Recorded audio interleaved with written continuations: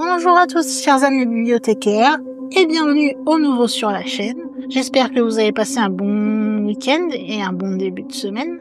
Aujourd'hui, je vous retrouve pour une nouvelle vidéo qui va nous faire ouvrir notre livre concernant la sorcellerie, car j'ai découvert une histoire qui se serait passée en 2017 et où l'on suppose qu'un homme aurait jeté un sort à son voisin. Plus précisément, nous allons partir en Afrique où apparemment un homme qui aurait promis la mort à son voisin ne s'attendait peut-être pas à ce que sa promesse devienne réalité lorsque celui-ci va mourir 3 heures plus tard. Avant de vous en dire plus concernant cette histoire, je vous invite, comme d'habitude, à vous installer bien confortablement, à prendre peut-être quelques petites choses à grignoter, un petit quelque chose à boire aussi, ce n'est jamais de refus. Et puis pour ceux qui aiment faire, je ne sais pas, moi, des mots croisés, faire autre chose, écrire ou je ne sais quoi, pendant que vous m'écoutez, eh bien, prenez ce que vous avez à faire, installez-vous. Et si vous êtes tous bien installés et prêts à en savoir plus concernant cette affaire, eh bien, nous allons pouvoir commencer. Cette histoire semble, à son titre, assez incroyable, mais pourtant, c'est ce qui s'est passé. Après, bien sûr, libre à vous de savoir si la sorcellerie y est pour quelque chose ou non. Toutefois, elle est évoquée ou supposée dans un article que j'ai trouvé, évoquant un voisin qui serait mort 3 heures après que son voisin ait promis de le tuer. C'est simple, imaginez-vous la situation suivante. Vous ne vous entendez pas avec votre voisin, et un jour plus énervé qu'un autre, vos mots peut-être vont dépasser votre pensée, je ne sais pas, et vous allez menacer de mort votre voisin. Et bizarrement, sans que vous n'interveniez nullement dans quoi que ce soit, va vous apprendre plus tard, quelques heures plus tard seulement, que le voisin que vous veniez de menacer il y a quelque temps est vraiment mort. Comment réagiriez-vous à cela ? Sachant que nous sommes en Afrique, à votre avis, que penseraient les gens s'ils vous avaient entendu prononcer ces menaces de mort et qu'ils apprenaient que ce voisin était vraiment mort à l'heure qu'il est? Cela semble, comme je vous le disais, totalement incroyable à entendre. Et pourtant, c'est ce qui est arrivé en 2017 et pour cela, je vous emmène au Cameroun. Pour faire simple, le voisin en question dont on avait promis la mort se nommait Essama Die François Xavier. Il avait 27 ans. Le voisin qui avait promis de le tuer se nomme Eloumou Gaspard, qui est au moment de l'article, et je n'ai pas trouvé plus d'informations concernant cette affaire, donc je ne sais pas ce qu'il en est, s'il y a eu arrestation ou quoi, mais au moment de l'article posté en 2017, il était toujours en cavale. Eh bien, il se trouve que le 30 avril 2017, Eloumou va faire des menaces de mort envers Essama.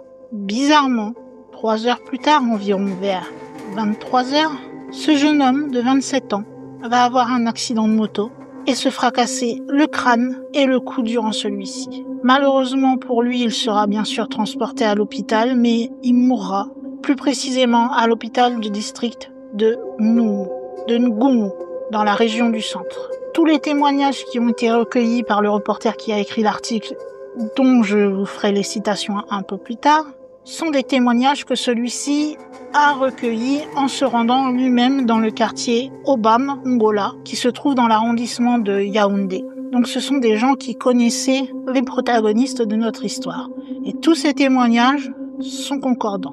Maintenant que vous avez le résumé de l'histoire, entrons un petit peu plus dans les détails. Nous sommes le dimanche 30 avril 2017. Une dispute va éclater entre Eloumou et Essama. À cause de quoi, me direz-vous? Tout simplement à cause d'une coupure d'électricité.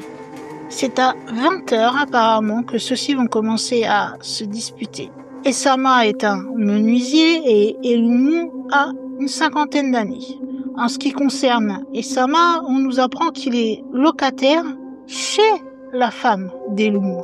Il n'est pas le seul locataire puisque cette femme avait construit plusieurs chambres justement pour les louer à d'autres personnes.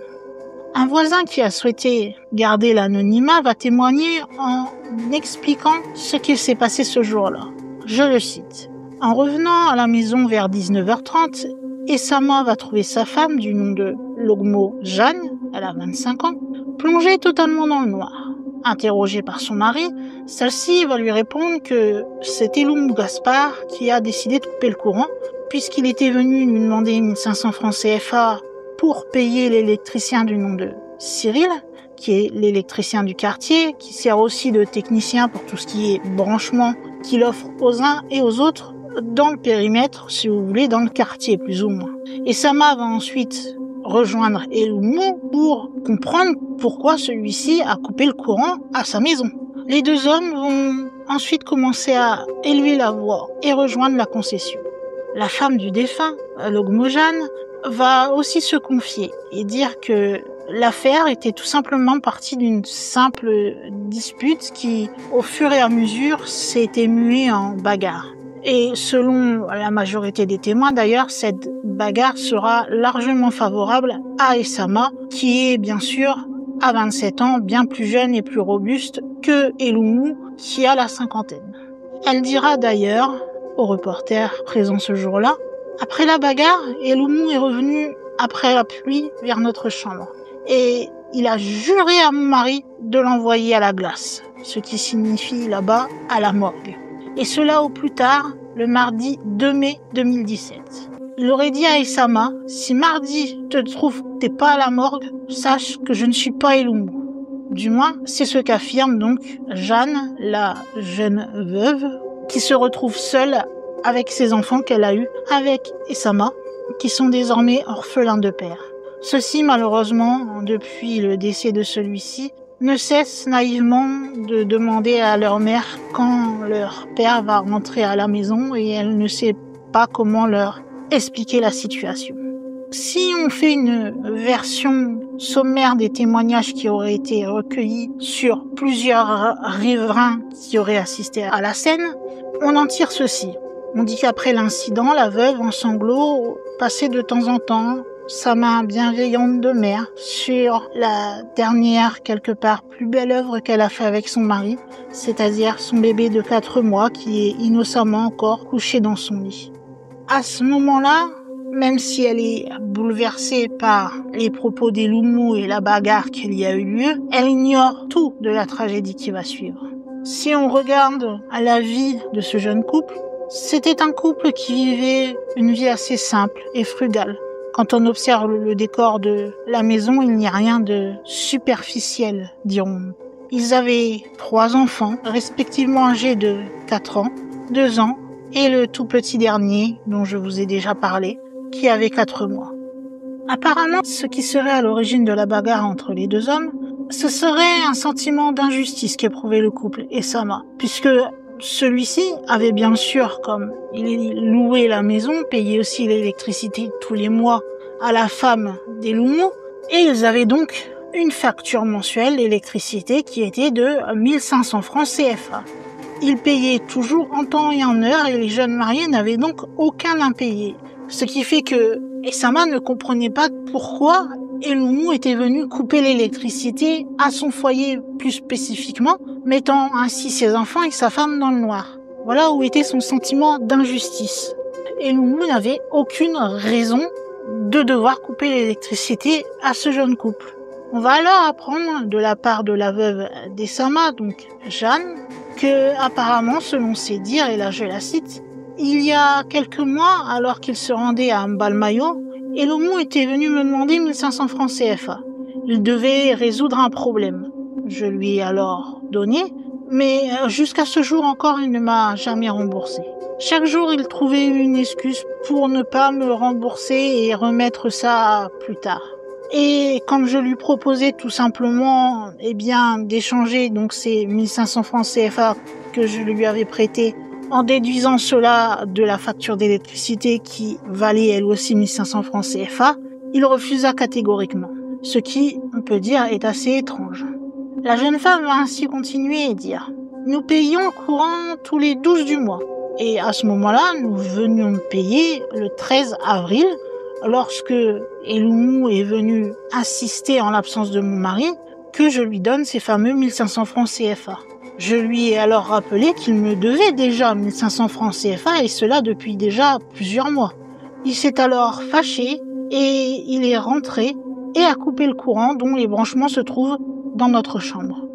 Jeanne va continuer de raconter qu'à 21h, un ami de son mari qui possède une moto est alors venu chercher celui-ci chez lui. Et tous les deux ont pris la route de Timalen puisqu'ils devaient se rendre à une veillée funèbre. C'est sur le chemin les amenant à cette malheureuse veillée qui était peut-être un signe du destin, qui sait, que malheureusement les deux hommes vont faire un choix peu judicieux, celui de faire un tour à Ngoumou. D'après le père du défunt qui va citer les sources policières, apparemment ces deux hommes auraient eu un accident au niveau de la barrière de police de la route de Yaoundé. Monsieur Dié, qui est le père du défunt, qui a fait donc le déplacement jusqu'au village lorsqu'il a appris la mort de son fils, va raconter. Ils ont heurté les roues qui se trouvent à cet endroit, donc au niveau du barrage, et la moto s'est plantée dans la herse. Mon fils a alors basculé et est tombé au sol la tête la première, ce qui lui a fracassé la tête et le cou a pris aussi dans l'accident et les deux ont subi un traumatisme très violent. Il a été transporté en urgence à l'hôpital du district de Ngoumou par les policiers, mais à 23h, il est mort et les policiers ont alors exploité le répertoire de son téléphone et appelé sa femme pour lui annoncer la mort de son mari et donc de mon fils. Jeanne, en pleurs, va alors ajouter qu'à l'annonce de cette triste nouvelle, Eloumou aurait passé un coup de fil ce soir-là pour dire à un interlocuteur dont on ne connaît pas l'identité, il est mort en parlant des Sama. Et ensuite, il est allé rétablir l'électricité avant de s'enfuir. Plus loin, toujours en continuant à poser des questions sur ceux qui auraient potentiellement vu l'altercation ou qui connaissaient les deux personnes, le reporter va apprendre que la fameuse Bayrès, donc la femme d'Eloumou, était absente au moment des faits. Eloumou Gaspard, pareil, était absent et tous deux vivaient à Mbalmayo, dans la région du centre. Ils viennent à Yaoundé seulement que pour certaines choses qu'ils ont à y faire, c'est tout. Comme nous sommes en Afrique, quelque part, toute cette histoire va amener certains à penser que la fuite aidant à étayer cela, Eloumou, lorsqu'il s'est disputé et bagarré avec Essama, lorsqu'il lui a fait sa promesse de mort, donc de l'emmener à la morgue avant le 2 mai 2017, aurait en quelque sorte possiblement jeté un sort à ce pauvre jeune voisin et que ce serait cela qui probablement aurait entraîné la mort de celui-ci quelques heures plus tard dans le fameux accident de moto. Vous savez qu'en Afrique, les histoires de sorcellerie sont assez nombreuses, donc il n'est pas étonnant qu'un fait de ce genre puisse être lié à de possibles actes de sorcellerie, même si en soi nous ne sommes pas à des sorts bien particuliers, comme j'avais déjà évoqué dans une autre vidéo où il y avait plus de suppositions, on va dire, de sorcellerie. Là, peut-on évoquer simple concours de circonstances? Après, à vous de voir si vous y voyez un sort lancé par le mari de la Bayrès, ou tout simplement, comme je le disais, le hasard qui a fait que le jour où ces paroles sont sorties de la bouche d'Eloumou, malheureusement, Essama y a vraiment laissé la vie. En tout cas, je sais que c'est un peu plus court que les autres vidéos, mais je n'ai pas trouvé beaucoup plus d'informations concernant cette histoire, comme c'est souvent le cas dans les histoires supposées de sorcellerie, qui, comme vous l'aurez remarqué, la plupart des temps sont des histoires qui se sont déroulées dans un pays d'Afrique. Donc nous arrivons à la fin de cette vidéo et à la fin malheureusement de cette triste histoire de ce jeune homme de 27 ans qui pour certains, à cause de ses paroles jeteuses de sorts, voilà tel qu'il est écrit dans l'article, des paroles jeteuses de sorts, je ne l'invente pas, faites par le mari de la Bayrès, a malheureusement tragiquement trouvé la mort, cela seulement 3 heures après la bagarre qu'il avait eue avec justement ce fameux mari. Et je vous rappelle, tout cela s'est passé le dimanche 30 avril 2017. Malheureusement, jeteur de sorts ou non, il y a un fait qui lui ne peut pas être discuté, c'est que suite à son décès malheureusement, Essama laisse Jeanne, jeune femme de 25 ans, veuve avec 3 enfants qui sont quelque part tout ce qui lui reste maintenant de son mari. Maintenant que j'ai évoqué les 2 situations quelque part, je peux vous demander à vous ce que vous pensez de cette histoire. Est-ce que vous pensez que la parole jeteuse de sorts est bien applicable à ce cas? Donc autrement dit, si vous n'avez pas compris, est-ce que vous seriez plutôt de la thèse du fait que l'homme de 50 ans aurait jeté un sort quand il a juré à Essama de l'envoyer donc à la glace, qui je vous rappelle signifie la morgue? Ou est-ce que vous pensez plutôt que tout cela n'est tout simplement que coïncidence et que peut-être s'il n'avait pas choisi en allant à la veillée funèbre avec son ami de passer par Ngoumou, peut-être qu'il ne serait pas tombé sur le fameux barrage de police et que n'aurait pas eu d'accident avec celui-ci et ne serait pas à l'heure qu'il est. En tout cas, on ne dit pas pour le conducteur de la moto, mais en tout cas en ce qui concerne Essama, ne serait peut-être pas mort à l'heure qu'il est. Mais comme je vous le disais, je sais ça va faire répétition, mais il faut pas oublier que parler de sorcellerie en Afrique n'est pas si bizarre que ça, puisque il y a beaucoup de croyances en sorcellerie. C'est quelque chose qui est très connu là-bas. Donc n'importe quelle petite affaire qui peut sembler un peu bizarre peut être très facilement reliée à de la sorcellerie. Donc c'est pas vraiment bizarre que des gens pensent que lorsque Eloumou aurait dit ces fameuses paroles qui quelque part se sont révélées prophétiques malheureusement, il aurait plutôt fait le sorcier et qu'il aurait jeté un sort comme ça, rien qu'avec des mots, sur ce jeune homme de 27 ans. Et donc qu'il le considère comme un sorcier juste avec cet acte. Un sorcier bien sûr qui aurait voulu se venger au vu de ce qu'il s'est passé. Si on pense comme un Africain croit en la sorcellerie, eh bien, ce n'est pas si bizarre que ça pourrait le paraître comme pour nous, occidentaux, qui, même si pour certains croient en la sorcellerie, on ne croit pas possiblement que tout soit lié à des sorciers ou à des sorcières, du moins pas autant que cette croyance est aussi bien développée en Afrique. En tout cas, vous savez que pour me dire ce que vous en avez pensé pour répondre à cette fameuse question, donc, est-ce qu'il y a eu jetage de sorts et donc Eloumou était un sorcier ou bien était-ce simplement une coïncidence? À vous de me dire ce que vous en avez pensé en allant dans la section commentaires. Si vous aimez tout ce qui est vidéo concernant le paranormal ou surnaturel de façon assez générale avec divers sujets, surtout n'hésitez pas à vous abonner à la chaîne. C'est totalement gratuit et ça ne prend que quelques secondes. Vous pouvez également me laisser un petit like qui fait toujours plaisir. N'oubliez pas de vérifier que votre cloche est bien activée pour recevoir les notifications, ou bien tout simplement de l'activer si vous ne l'avez pas encore fait. N'oubliez pas que tout cela, encore une fois, sont des actions gratuites, mais qui pour des petits youtubeurs comme moi, comme d'autres petits youtubeurs parlant de paranormal, cela nous fait du bien de voir que l'on est soutenu par notre communauté. Et n'hésitez pas, comme je vous le disais, à faire un petit coucou dans les commentaires, ça fait toujours plaisir. En tout cas, vous l'aurez compris, il va être temps pour nous de fermer le livre concernant les histoires de sorcellerie, de nous rendre dans la section sorcellerie de notre bibliothèque et de reposer le livre à l'endroit où il doit être, jusqu'à une prochaine histoire, bien sûr. Cela signifie donc aussi qu'il va être temps pour moi, en tant que gardienne de la bibliothèque, de fermer les portes de celle-ci et de vous dire à la semaine prochaine pour une nouvelle vidéo. Bye!